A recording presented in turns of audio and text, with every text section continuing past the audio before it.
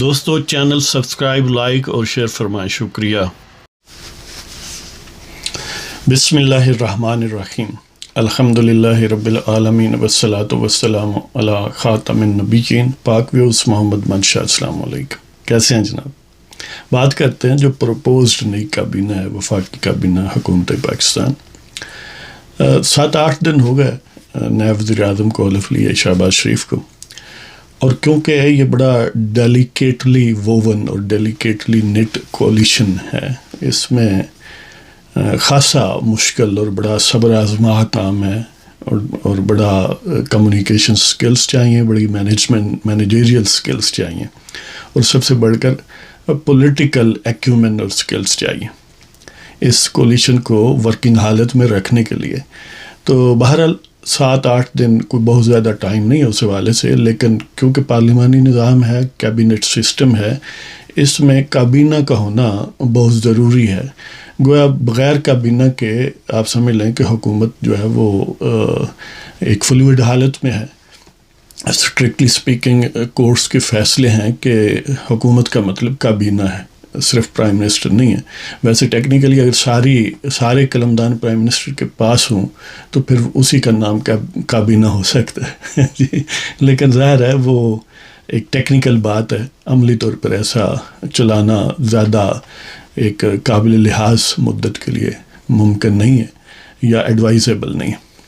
بہرحال شہباز شریف اور باقی جو پارٹنرز ہیں کولیشن کے، ان کی میں سمجھتا ہوں کہ بڑی معاملہ فہمی ہے اور بڑی محنت ہے کہ بالآخر کابینہ پر وہ رضامند ہوئے ہیں کہ کتنی وزارتیں کس پارٹی یا گروہ کو جانی ہے، اور کس کس نے وزیر متعلقہ جو الاٹڈ کوٹا ہے کابینہ میں پارٹی وائز اس کو چلانا ہے۔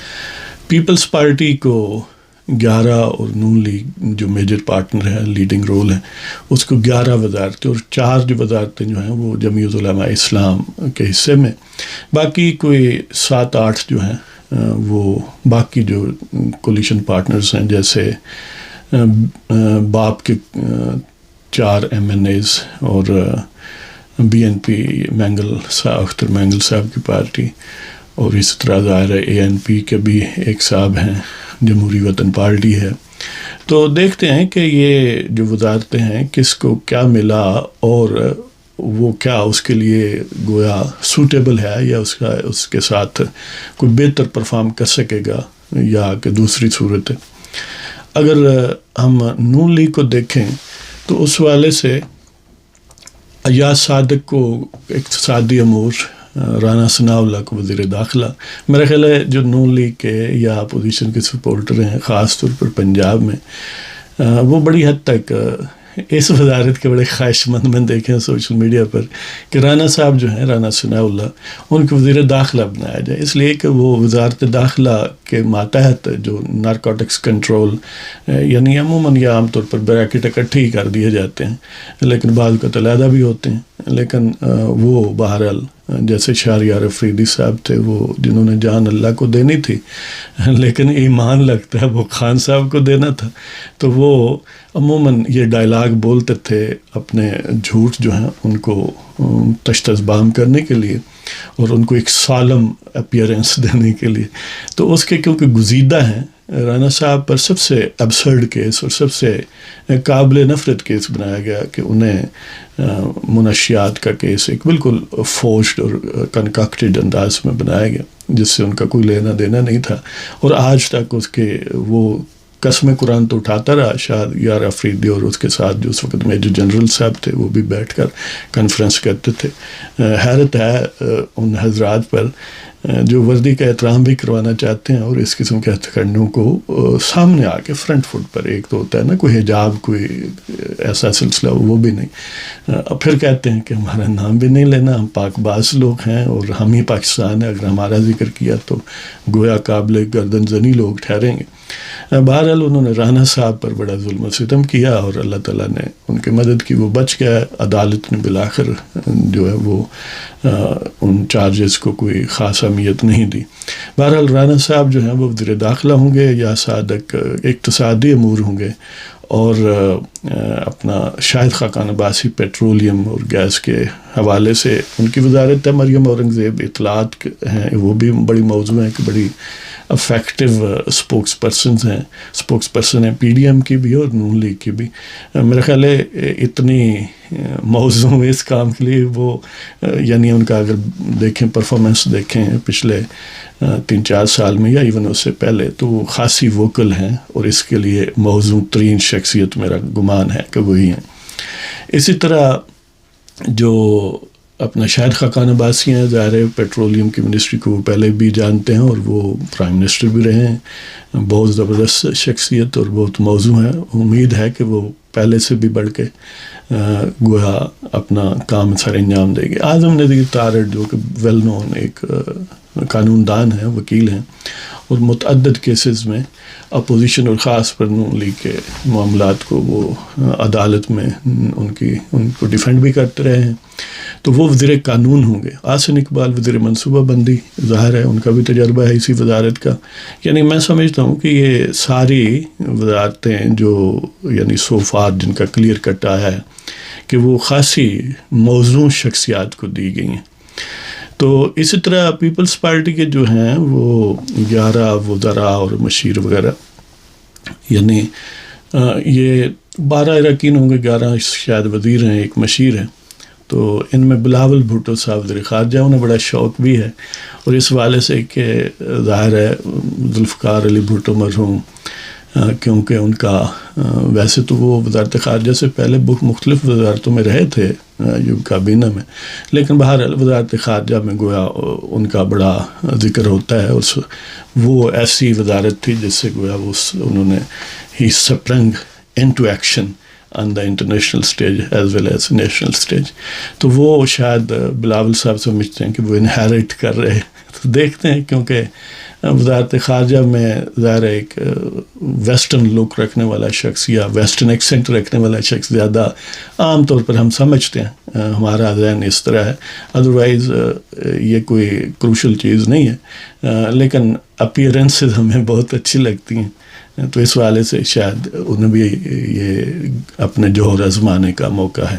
تو اس طرح ان کے ساتھ بڑی خوبصورت ایک بریکٹ ہے کہ انار ربانی خیر وزیر مملکت برائے خارجہ ہوں گی, اور وہ بھی پہلے تجربہ رکھتی ہیں اسی وزارت کا. ظاہر ہے دونوں ہی سافٹ امیج ویسٹ کے لیے. بلاول صاحب اپنی طرح کا ایک یعنی سویلائزڈ اور جو وہ سویلائز سمجھتے ہیں اور سوبر سٹائل اور اچھا یعنی ایک ویل گرومڈ ان کی پرسنالٹی, اور انار ربانی خیر بھی یعنی ایک اچھی لک رکھنے والی شخصیت. اور پہلے تجربہ بھی خورشید صاحب جو ہے, خورشید شاہ صاحب, وہ پانی کے وزیر ہوں گے, اور پانی آپ کو پتہ ہے کہ دریا سندھ کا زیادہ انہی طرف سے آتا ہے. تو وہ بھی موضوع ہیں.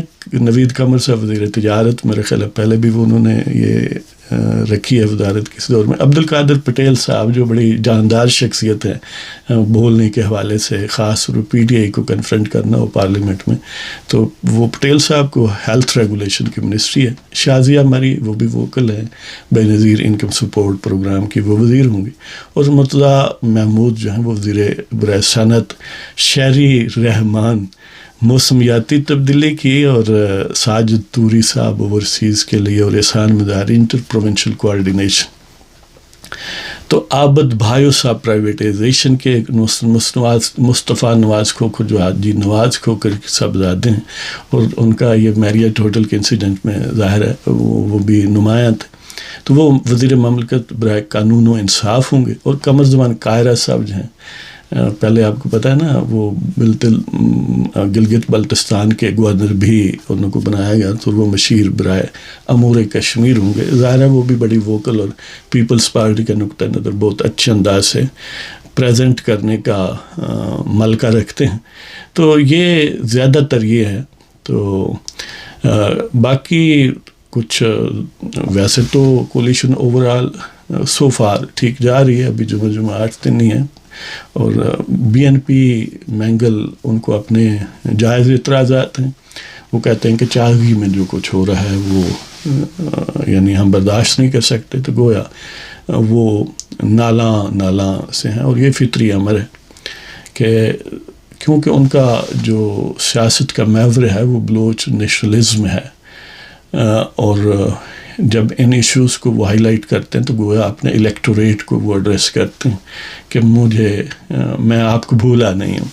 تو بہرحال ان کو بھی یقیناً منسٹری ملے گی. ابھی ظاہر ہے چند دن ہوئے ہیں، یہ معاملات جو بہت طویل ہیں اور بہت گہرے ہیں، یہ چند دنوں میں تو بہرحال حل نہیں ہوں گے، اور ان کا حق بنتا ہے کہ وہ پریشر ڈالیں.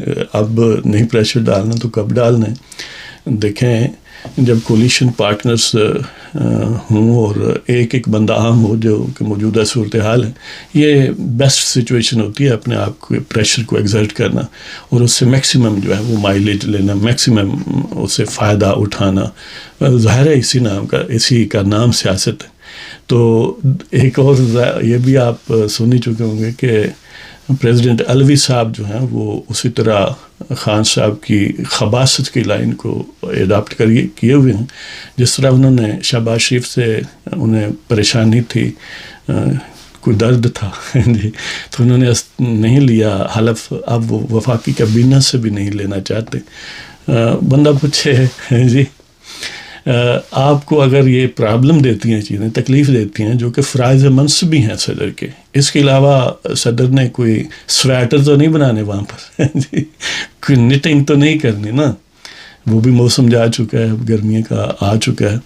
تو اگر یہ کام تمہیں تکلیف دیتا ہے تو بھائی گھر چلے جاؤ. بقول داغ زیز سے تنگ ہو اے داغ تو جیتے کیوں، زیز سے تنگ ہو اے داغ تو جیتے کیوں ہو، جہاں پیاری بھی نہیں جہاں سے جاتے بھی نہیں.